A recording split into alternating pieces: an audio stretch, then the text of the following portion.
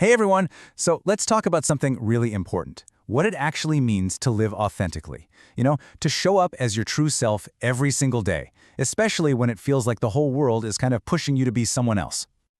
Yeah, this quote right here, it really just hits the nail on the head, doesn't it? This is what we're diving into. It's not just about a parade one day a year. It's about a daily act of courage. So what does that actually look like in your life? So first things first, we gotta get one thing straight. True authenticity, it isn't some big one-time event. It's not a single coming out moment and then you're done. No, it's a practice, something you do every single day. And what that really boils down to is all those little, consistent choices we make. It's about making sure the person you show to the world is the same person you are on the inside. It's about turning pride from something you celebrate into something you live. So in practice, what are we talking about here? Well, it's things like using your true name and pronouns everywhere. It's about dressing in a way that feels like you. And of course, it's about speaking your truth, about who you love, what you actually need, and how you feel. These are the real deal building blocks. But look, let's be real. None of this is easy, right? It doesn't just happen in a bubble. It's so important to just take a second and acknowledge that there are some very real pressures out there that can make being yourself feel, incredibly hard. You've heard this a million times, I'm sure. Don't rock the boat. You hear it at work, at school, maybe even from family. It's that subtle, and sometimes not so subtle, pressure to just tone it down, To be quiet, to not make other people uncomfortable. And then you've got the stuff that's way more personal, way more hurtful, like when people just refuse to use your correct name or pronouns. And let's be clear, this isn't just some innocent mistake. It's an act that feels like it's trying to erase a fundamental part of who you are. And this isn't just about individual interactions, It scales up. We see it in things like bathroom bans or don't say gay laws. These are actual systems designed to make queer and trans people invisible, which turns the simple, beautiful act of being yourself into a political statement. Okay, so that's the tough stuff, but here's the good news. This is where we flip the script.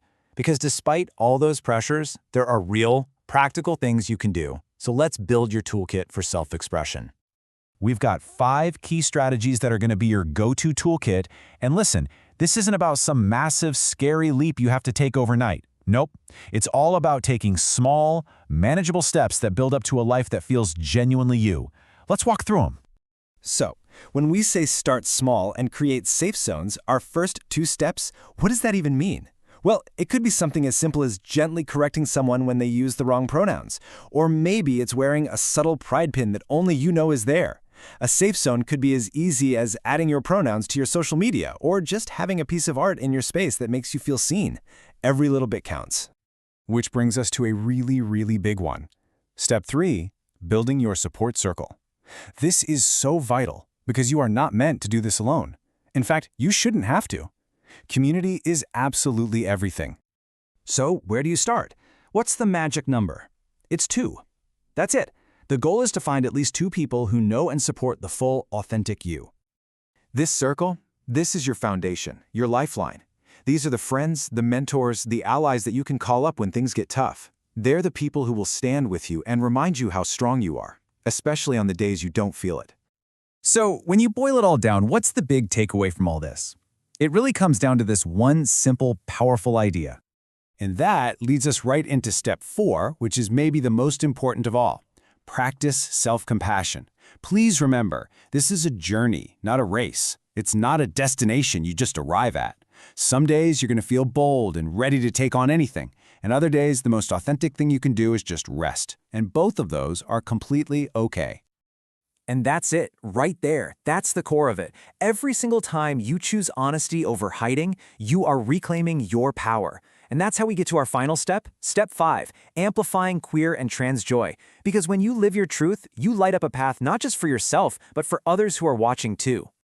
So I'm going to leave you with this question to think about. Just for you.